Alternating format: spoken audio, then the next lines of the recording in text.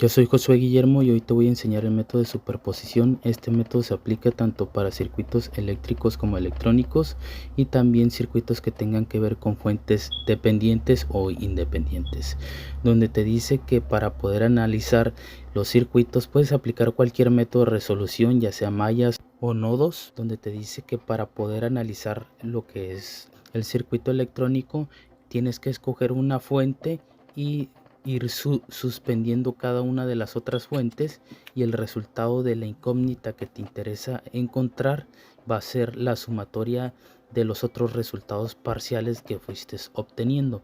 Aquí te dice que para poder analizar, escoges la fuente, suspendes la que tengas ahí, ya sea si quieres empezar por una fuente de voltaje independiente, la aterrizas como a cero en cortocircuito y las de corriente en circuito abierto. Es decir, el análisis se va ampliando en cuanto a la suspensión individual de cada una de las fuentes, y el resultado final va a ser la suma parcial de todo lo que hiciste de las suspensiones individuales de cada una de las fuentes, y eso te va a proporcionar lo que es el resultado final.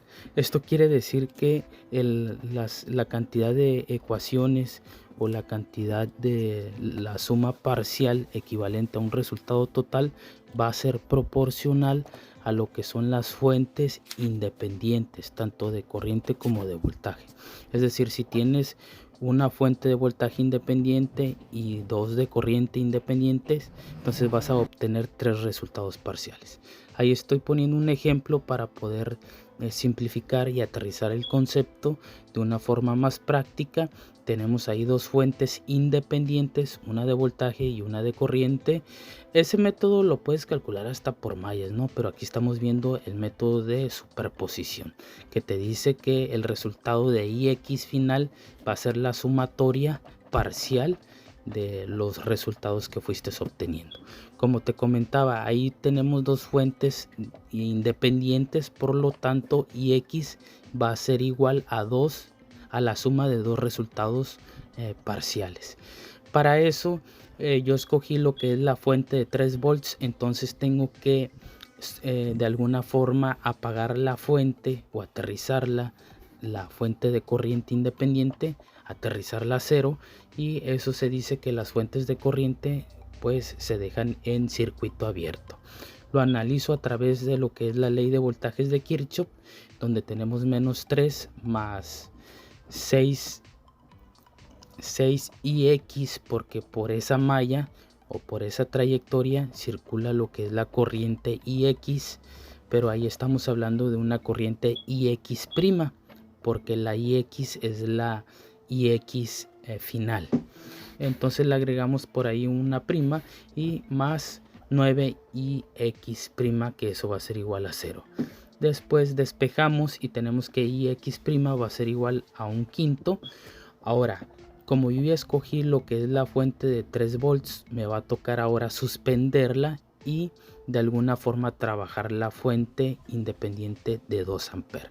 Entonces, para suspender lo que es una fuente de voltaje, se deja en cortocircuito. Eso es decir, se le pone lo que es un puente o un cable y se deja así en cortocircuito. Ahí puedo aplicar cualquier método para poder encontrar el valor de X bi', porque el anterior fue prima. Entonces yo aplico ahí un divisor de corriente, donde la corriente que me interesa va a ser igual a la corriente total por la resistencia que no me interesa entre la suma de las dos. Ahí estoy diciendo que es Ix bi' va a ser igual a 2, que es la corriente total, por la resistencia que no me interesa entre la suma de las dos. Eso nos va a dar, ya le puse ahí bi', eso nos va a dar a 4/5, y tenemos Ix' y tenemos Ix bi'. Eso es por lo tanto la suma de los dos. Esto quiere decir que si yo tengo dos fuentes independientes, el resultado final va a ser igual a la suma de dos resultados parciales. Hasta aquí voy a dejar el video de hoy y no olviden suscribirse. Hasta la próxima. Saludos.